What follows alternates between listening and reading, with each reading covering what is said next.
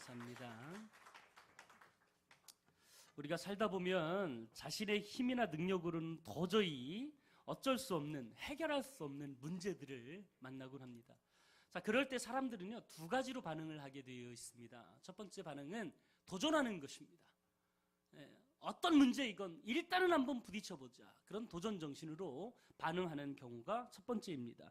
실제로 이런 사람들 때문에 수많은 문제와 난관, 어려움들을 극복했던 것이 사실입니다. 그러나 우리가 살아가면서 도전 정신만으로 모든 것이 다 해결될까요? 그렇지 않은 것들이 있습니다.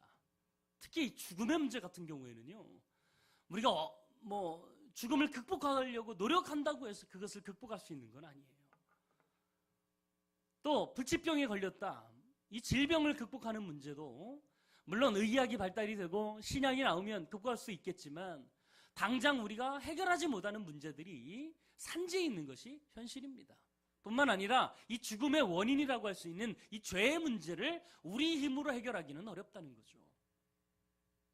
자, 이런 내 힘으로 안 되는 문제들, 어려움들 가운데에서 우리는 우리의 연약함을 고백할 수밖에 없습니다. 그런 것들에 도전했다가 오히려 더 많은 좌절을 경험하는 것들이 우리들의 모습이죠. 또 하나의 반응은 쉽게 포기하는 것입니다. 도전하지도 않고 이건 나는 못하지, 안 돼, 할 수 없어, 그리고는요 시도조차 하지 아니하고 쉽게 포기해버리는 사람들이 있어요. 할 수 있는 능력이 되는데 지레 겁을 먹고 포기하고 살아가는 인생들이 이 땅에 얼마나 많은지 몰라요. 그런 분들 보면 참 안타깝죠.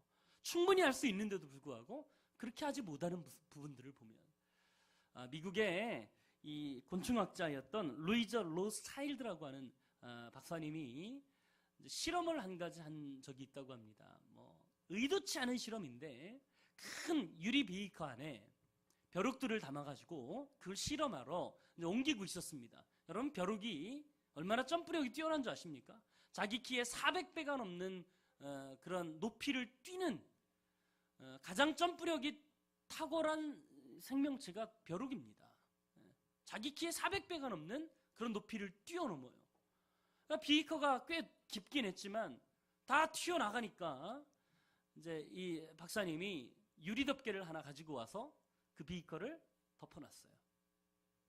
그랬더니 어떻게 될까요? 다다다다다다닥 소리가 나는 거예요. 이 벼룩들이요, 유리에 다 부딪혀가지고 띵 했겠죠. 물론 어떻게 아팠는지는 모르지만. 그래서 한참 동안 그렇게 부딪히는 소리가 나더니 조금 시간이 지나니까 조용해지더래요. 얘네들이 뛰지 않나 보다 하고 봤더니요, 뛰긴 뛰는데 유리에 부딪히면 아프니까 그 직전까지만 뛰는 거예요. 자기 살 길은 다 찾아가더라고요. 보니까 한참이 지나서 실험을 하려고 뚜껑을 열었습니다. 그랬는데 희한한 일이, 뚜껑이 열렸는데도 불구하고 벼룩들은요 그 높이만 뛰더라는 거예요. 더 이상 뛰어서 나가려고 하지 않더라는 거죠. 그 전에 부딪혔던 경험, 실패의 경험들이 이 벼룩의 생각을 지배하기 시작한 거예요. 자기 한계를 여기만큼이구나 라고 정해놓고 더 이상 시도하지 않는 모습을 벼룩을 통해서 경험을 한 거죠.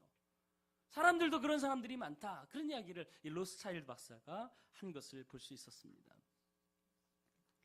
자기를 가두었던 경계가 사라지고 난 후에도 우리는 쉽게 그 이상의 도전을 하지 못하는 삶들을 살아가고 있는 것입니다.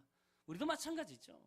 인생을 살아가면서 어릴 적의 실패, 어릴 적에 했던 경험들이 내 인생의 평생을 지배하는 경우가 많아요.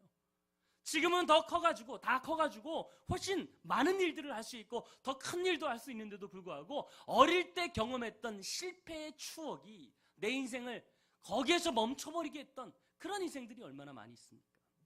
물론 우리가 연약한 존재입니다. 피조물이기 때문에 부족합니다. 그것을 인정하는 것도 너무도 소중한 일입니다. 그러나 쉽게 우리의 인생에 한계를 정해놓고 그 한계에 부딪혀서 시도조차 하지 않고 살아가는 것 또한 문제일 수 있다는 것이죠. 자, 오늘 본문에 보면 귀신 들린 아이를 아버지가 데려옵니다. 자, 이 아이를 고치기 위해서 이 아버지가 얼마나 많은 노력을 했겠습니까? 시도해도 안 되는 거예요. 유일한 희망이 예수님에게 가면 나을 수 있다라고 하는 기대를 가지고 이 아이를 예수님께 데려온 거예요.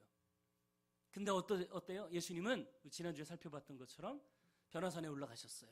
베드로와 야고보와 요한 3명의 제자만을 데리고 변화산에 올라가셔서 기도하러 가셨어요.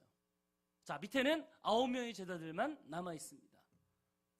물어 이 제자들이 있는 곳까지 왔는데 예수님이 안 계신 거예요. 그래서 이 아버지는 차선책으로 제자들에게 부탁합니다. 우리 아들이 간질병에 걸려서 귀신이 들려서 늘 넘어지고 아픔을 당합니다. 우리 아들을 좀 고쳐주세요. 간절히 이야기를 하니까 이 9명의 제자들이요, 힘을 다해서 이 아이를 위해서 기도합니다. 어떻게 하면 병을 고칠 수 있을까? 지금까지 예수님과 동행하면서요, 얼마나 많은 기적들을 보아왔습니까? 그리고 6장에 가보면 제자들을 예수님께서 2명씩 짝지어서 파송하잖아요. 그때 이미 귀신들을 쫓아내고 병자들을 고치는 능력들을 경험했어요. 이번에도 되겠지 하고 열심히 노력했는데 안 되는 거예요. 그때는 분명 됐는데 한 명의 아이를 놓고 쩔쩔매고 있는 이 제자들의 모습이 오늘 성경에 등장하고 있습니다. 자, 그런데 예수님이 내려오셔서 이 아이의 질병은 어떻게 됐습니까? 고침을 받았어요. 건강해졌어요. 불가능할 것 같았던 이 아이의 문제가 해결됐어요. 자, 이 과정을 우리가 살펴보면서 우리도 인생을 살면서 부딪히는 절망의 문제, 내 힘으로 안 되는 이 불가능할 것 같은 이 문제를 어떻게 하면 해결받을 수 있을까? 자, 그 비결을 함께 살펴보고자 합니다. 첫 번째로는 예수님 앞에 문제를 가지고 나와야 된다는 것입니다. 자, 오늘 읽은 19절 말씀 함께 다시 한번 읽어보겠습니다. 19절입니다. 시작. 대답하여 이르시되 믿음이 없는 세대여, 내가 얼마나 너희와 함께 있으며 얼마나 너희에게 참으리요, 그를 내게로 데려오라 하시매. 할렐루야. 자, 예수님께서 그렇게 쩔쩔매고 있는 제자들의 모습을 내려와서 보시고는 한마디 하셨어요. 믿음이 없는 세대요, 왜 이렇게 어려워하고 있느냐? 그러면서 마지막에 뭐라고 얘기하냐면 내게로 데려오라는 거예요. 내게로 데려오라. 자, 여기서 말하는 아주 강조점은요, 내게로예요. 예수님께 나와야 병을 고치고 치유함을 받고 해결한다는 거예요. 자, 이 아버지가 지금 여기까지 온 이유가 무엇입니까? 누구 만나기 위해서요? 예수님 만나기 위해서요. 자, 예수님 만나기 위해서 왔는데 예수님이 안 계셨어요. 그러니까 제자들에게 요청한 거예요. 자, 그러다 보니까 예수님의 초점은 잃어버린 거예요. 제자들도 고칠 수 있겠지, 이 사람들도 내 문제를 해결해 줄 수 있겠지. 그러다 보니까 예수님의 초점이 없어지고 사라지고 결국 제자들에게 의지하기 시작하면서 이 문제가 해결되지 못하는 일들을 경험하게 된 거죠. 자, 여러분 보세요. 우리가 전도하면서도요, 쉽게 이런 일들을 합니다. 자, 교회 나오세요. 교회 오면 문제 해결 받습니다. 물론 이게 맞는 말입니다. 교회 나와서 하나님 만나고 주님의 자녀가 되고 주님의 뜻대로 살아가다 보면 문제도 해결해 주시고 능력도 베풀어 주세요. 믿습니까? 자, 그런데 교회 나온다고 다 문제 해결됩니까? 교회 한번 나오면 다 인생의 문제가 해결되고 다 해답을 찾고 갑니까? 그건 아니잖아요. 교회 나오는 건 예수님을 만나는 통로일 뿐이지 그게 전부가 아니라는 거예요. 지금 예수님께 나왔던 이 아버지와 이 아들은 예수님을 만나야 문제가 해결되는 거예요. 제자들에게 온 것, 제자들이 머무는 곳에 온 것은 예수님 만나기 위해서지 다른 방법이 아니라는 거죠. 자, 우리도 마찬가지예요. 자, 오늘 예배 왜 나오셨어요? 하나님 만나기 위해서 오셨죠? 찬양 드리고 하나님께 기도하는 모든 이유가 무엇입니까? 하나님 만나기 위해서예요. 이 목적을 잃어버리면 안 되는 거예요. 물론 하나님은 사람을 통해서 역사하시기도 합니다. 말씀을 들으면서도 능력이 나타나기도 하고요, 성가대의 찬양을 들으면서도요, 악령이 떠나가기도 합니다. 근데 이 모든 것들이 다 어디로 귀결되어야 되냐면 하나님을 만나는 일에 귀결되어야 된다는 거예요. 다른 건 다 통로일 뿐이에요. 통로일 뿐이에요. 우리가 예배드리는 이유도, 주님을 만나기 위해서 하나님께 나아가는 이유도, 기도하는 이유도 다 예수님 만나기 위해서 해야 된다는 거죠. 내 인생의 문제를 해결할 수 있는 분은 바로 예수님인 줄 믿습니다. 예수님만이 길이요 진리요 생명이에요. 그분께 내 문제를 가지고 나와야 주님께서 그 문제를 해결해 주신다는 사실. 그 어떤 것에서 눈 돌리지 마세요. 물론 교회 나오면 좋은 사람 만나고 이야기도 나누고 마음에 평안도 없고 찬양 드리고 가면 좀 시원한 마음이 들 수도 있어요. 여러분, 그건 다 부수적인 거예요. 그 어떤 것도 예수님을 만나는 것 그 이상이 되어서는 안 된다는 거예요. 우리가 집중하여 주님께 나아가길 간절히 바랍니다. 그럴 때 주님께서는 우리의 문제를 뛰어넘은 그 분께서 그 문제를 해결해 주시고 능력으로 우리를 붙잡아 주실 줄 믿습니다. 두 번째로는요, 예수님을 온전히 믿어야 된다는 거예요. 자, 예수님 앞에 문제를 가지고 나올 때 예수님을 믿어야 됩니다. 정말 예수님이 내 문제를 해결해 주시겠다는 이 믿음이 있어야 우리는 불가능을 해결할 수 있어요. 자, 오늘 28절 한번 보겠습니다. 자, 지금 제자들이 아이에게 들린 귀신을 쫓아내는 일에 실패한 이후에 예수님께 이런 질문을 던집니다. 자, 28절이에요. 시작. 집에 들어가심에 제자들이 조용히 묻자오되 우리는 어찌하여 능히 그 귀신을 쫓아내지 못하였나이까. 사람들 많을 때는 이야기하지 못했어요. 왜? 자기들은 실패하고 예수님은 성공했잖아요. 그 이유가 뭘까? 항상 궁금했어요. 그래서 예수님께 고백합니다. 예수님, 우리가 실패한 이유가 무엇일까요? 근데 그 실패의 이유는 이미 그 이전에 이야기해 주셨어요. 자, 19절. 아까 읽은 말씀이에요. 19절 말씀. 첫 번째 뭐라고 얘기합니까? 처음에 대답하여 이르시되 믿음이 없는 세대요 그랬잖아요. 믿음이 없는 세대. 자, 왜 이 아이의 질병이 치유받지 못하고 제자들이 능력을 베풀지 못했냐면 예수님을 향한 온전한 믿음이 없었기 때문이라는 거죠. 믿음이 없어서 그랬다. 이미 예수님이 답을 이야기해 주셨는데도 불구하고 제자들은 그것을 알아듣지 못하고 다시 예수님께 재차 물었던 것이죠. 자, 오늘 이 마태복음 이 9장에 나와 있는 이 이야기와 동일한 사건을 다루고 있는 다른 본문 마태복음 17장으로 가보면 예수님께서 제자들에게 어떤 이야기를 하시냐면 너희들이 이렇게 하지 못한 이유는 믿음이 적은 까닭이다 그렇게 이야기했어요. 믿음이 적은 까닭이다. 뉘앙스가 좀 다르죠. 믿음이 없다는 것과 믿음이 적다는 건 좀 틀려요. 자, 제자들에게는요 기본적인 믿음은 있었습니다. 믿음이 없이 어떻게 내 인생의 삶을 다 내팽개치고 예수님을 따르는 삶을 살았겠어요? 믿음이 없이 어떻게 예수님께 전 존재를 맡기고 온 인생을 맡길 수 있었겠어요? 기본적으로 예수님을 따른다는 것은 예수님에 대한 믿음이 있었기 때문이에요. 그런데 그거 가지고는 안 된다는 거예요.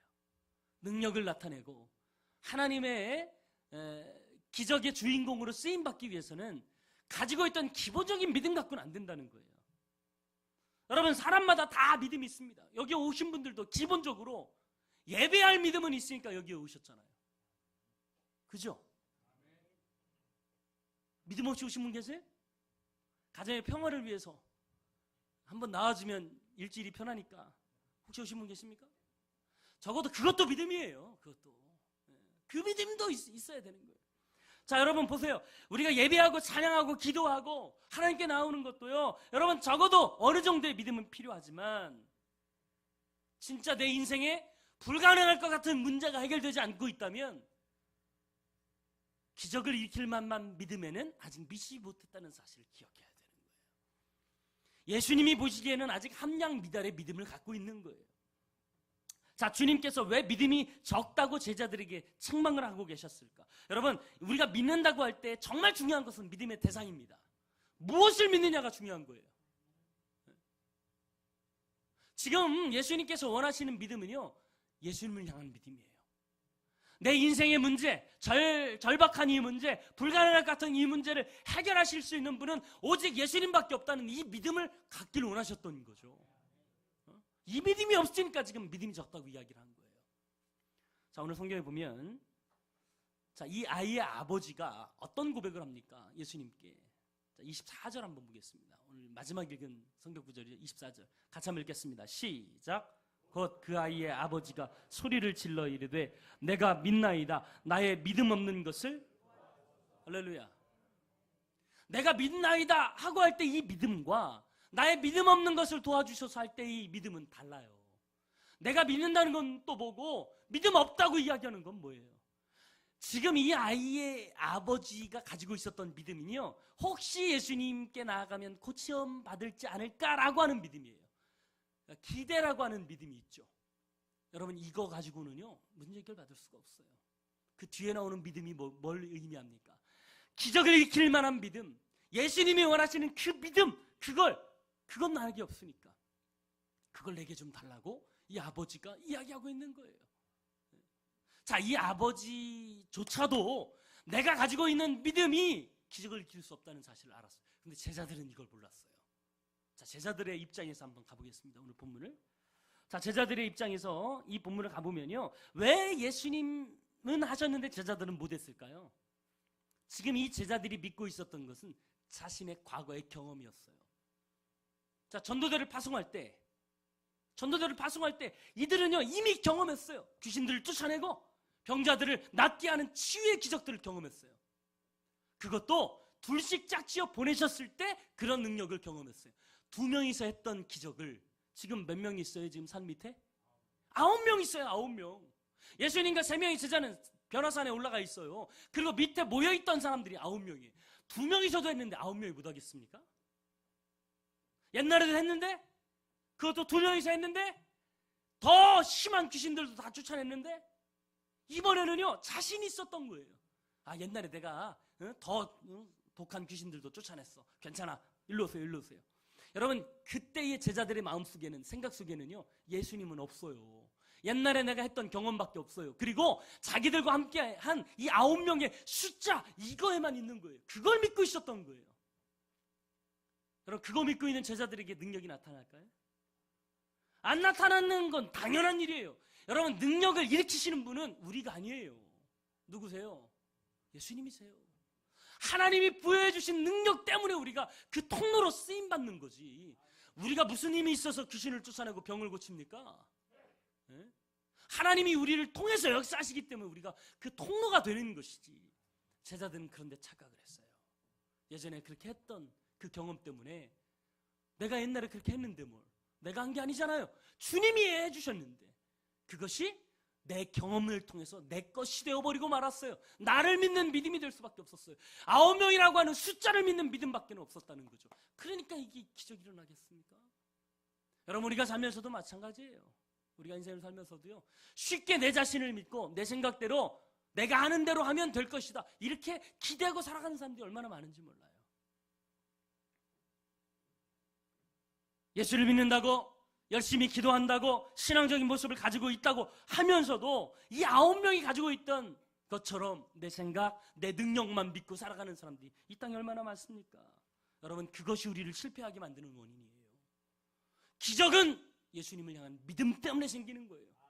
능력은 주님이 주시는 거지, 주님이 베푸시는 거지, 우리가 하는 일이 아니에요. 내가 가장 강하고 내 생각이 가장 바르다고 생각할 바로 그때가 실패하고 넘어질 때예요. 사도 바울이 어떤 고백을 합니까?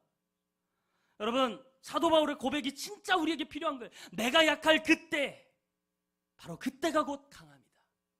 그때가 곧 강합니다. 나는 연약합니다. 나는 부족합니다. 나에게는 예수님이 필요합니다. 그렇게 주님을 의뢰하고 오직 주님을 향한 이 믿음을 갖고 나아갈 때, 그때가 기적을 일어나는 타이밍인 줄 믿습니다. 나는 연약합니다. 주님이 일하세요. 그때가 역사하실 때예요. 왜 우리의 삶 가운데 기적이 일어나지 않는 줄 아십니까? 아직도 내 생각, 내 뜻, 내 판단, 내 능력이 있다고. 여전히 내가 살아있으니까 기적이 일어나지 않는 거예요. 9명이라고 하는 숫자에 자신냈던 이 제자들은요, 바닥을 쳤어요. 실패를 경험했어요. 아무리 했어도 기적이 일어나지 않았어요. 여러분, 내 자신의 무력함을 철실히 느끼고 나의 이 좌절함을 절감하고 나는 할 수 없음을 고백하고 주님께 엎드릴 때 주님께서 역사하실 줄 믿습니다. 살면서 수많은 문제들 때문에 부딪히십니까? 그때 여러분 기억하세요. 그것 때문에 괴로워할 때마다 기록하세요. 나는 능력 없지만 주님은 하실 수 있습니다. 주님을 믿습니다. 내 삶 가운데 오셔서 내가 할 수 없는 이 일들을 주님이 해주세요. 그렇게 기도할 때 주님께서 우리의 삶 가운데 놀라운 기적을 베푸실 줄 믿습니다. 마지막으로 세 번째는 기도로 문제를 해결해야 된다는 것입니다. 자, 주님께 내 문제를 가지고 나왔어요. 그리고 온전히 주님을 믿는다고, 신뢰한다고 주님께 고백을 했어요. 자, 그런데 우리가 하나님을 믿는다고, 하나님을 의지한다고 내 믿음을 증명할 수 있는 길이 뭐가 있을까요? 그 어떻게 믿음이라고 하는 게 밖으로 꺼낼 수가 없잖아요. 예? 내 믿음이 어떤지 여러분 다 체크가 되십니까? 예. 핸드폰처럼 98%, 50% 게이지로 숫자로 나오면 얼마나 좋겠어요, 우리의 믿음이. 예? 믿음이 떨어지면 충전하면 되잖아요, 그죠? 얼마나 좋겠어요. 그런데 그것을 증명할 수 있는 길이 없어요. 유일한 증명의 길이, 내가 하나님을 의지하고 하나님을 믿는다는 유일하게 증명할 수 있는 길이 뭐냐면 기도라고 하는 것입니다. 기도라는 거예요. 여러분 기도할 때 어때요? 기도하면서 첫 단어가 뭐죠? 주님을, 주여를 탓든지 아니면 하나님 아버지를 탓든지 할 거 아닙니까? 눈을 감고 우리가 주여 부를 때, 하나님 아버지를 부를 때 적어도 기도할 때 그 순간만큼은요, 내 생각, 내 판단 다 내려놓고 하나님을 생각해요. 하나님을 생각하는 거예요. 내가 하나님을 의지하고 내 판단이 아니라 내 능력이 아니라 주님만을 의지한다는 아주 정확한 표현이 기도라는 거예요. 기도라는 거예요. 오늘 예수님도 제자들에게 뭐라고 얘기하십니까? 이렇게 기적을 일으키지 못한 이유는 딱 한 가지다. 너희들이 기도하지 않았기 때문이다. 적어도 제자들이 기도했으면 병자들이 왔을 때 제자들이요, 우리 열심히 기도해 봅시다. 하나님, 우리는 할 수 없습니다. 능력 없습니다. 주님 도와주세요. 기도만 했어도 제자들에게는 능력이 나갔을 거예요. 왜? 기도할 때 하나님을 붙잡는 믿음이 내게 생기거든요. 근데 이들은요, 기도하지 않았어요. 기도했다는 표현이 전혀 없잖아요. 그냥 자신의 과거의 경험들만 생각한 거예요. 예? 9명의 숫자만을 생각하고요, 열심히 뭐 사역을 했겠죠. 귀신아 떠나가라, 목이 터지도록 외쳤겠죠. 안 되는 거예요. 적어도 그들이 기도했다면 나의 능력, 나의 실력, 나의 경험 의지하지 아니하고 주님을 붙들기 위해서 주님께 무릎 꿇었다면 그들에게는 능력이 나타났을 거예요. 그렇지 않으니까 기적이 일어나지 않는 거예요.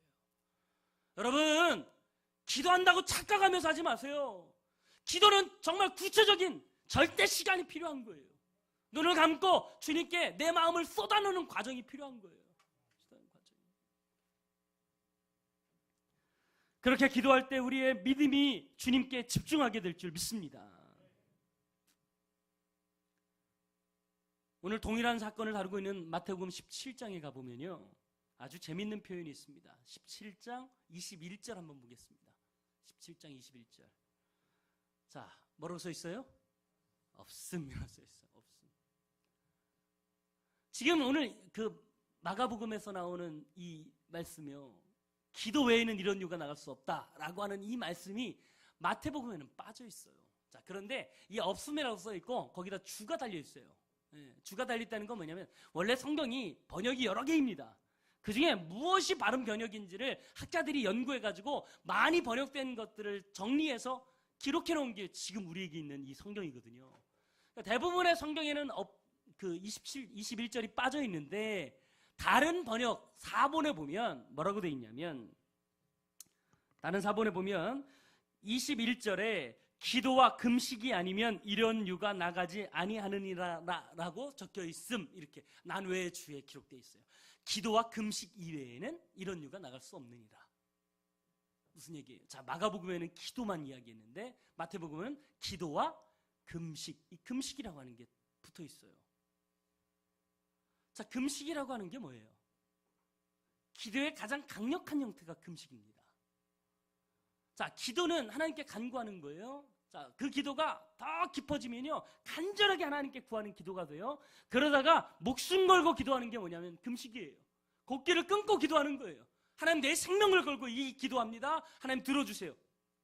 그리고 어떻게 보면 내 생명을 걸고 떼쓰는 기도가 금식이에요. 여러분, 우리가 기도하되 더 간절히 기도해야 될 줄 믿습니다.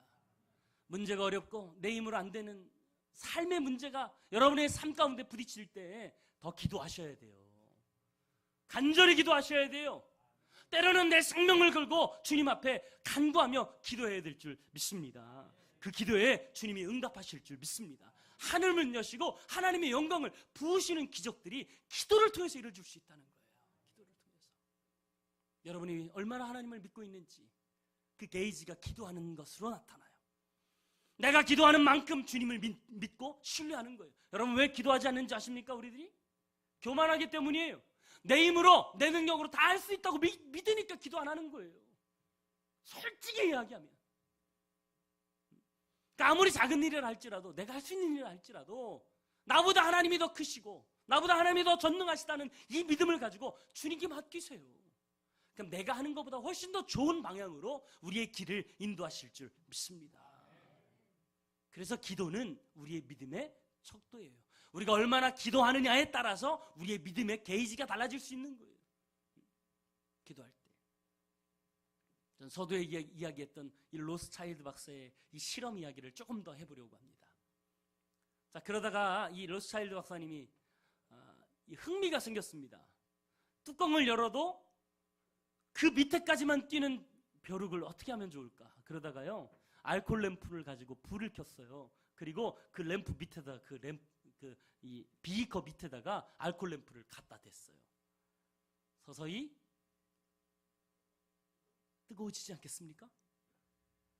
그러니까 갑자기요, 이 벼룩들이요, 잠자고 있던 본능들이 깨어나기 시작했어요. 뜨거우니까 어떻게 살라면 뛰어야지. 그러더니요, 다 바깥으로 튀어나가는 거예요. 여러분, 하나님께서 우리의 인생 가운데 때로는 불같은 시험을 우리에게 주실 때가 있어요. 허용하실 때가 있어요. 그 이유가 뭔지 아십니까? 평안할 때는 우리가 기도하지 않아요. 평안할 때는 우리가 하나님께 간구하지 않아요. 그러면 우리의 영성이 잠자고 있기 때문에 할 수 없다고, 심지어는요, 나만 할 수 없는 게 아니라 하나님도 하실 수 없다고 하나님의 능력까지 제한해 놓고 살아요. 이런 문제는 하나님께 기도해도 안 들을 거야. 하나님 앞에 불가능이 어디 있습니까? 네? 내 생각이지 하나님에게 불가능이 있습니까? 없어요, 여러분. 말씀으로 한마디로 이 세상을 창조하신 분이 하나님이세요. 그분에게 불가능한 것이 어디 있어요? 내가 그렇게 생각하니까 그런 거지. 내 안에 잠자고 있던 이 영성을 깨우는 일은, 때로는 어렵고 힘든 일을 만날 때, 그 문제 앞에 절망하고 있을 때 하나님께 기도하면요, 우리 영성이 깨어나기 시작해요. 하나님까지도 제안했던 내 믿음이 깨어나기 시작하는 거예요.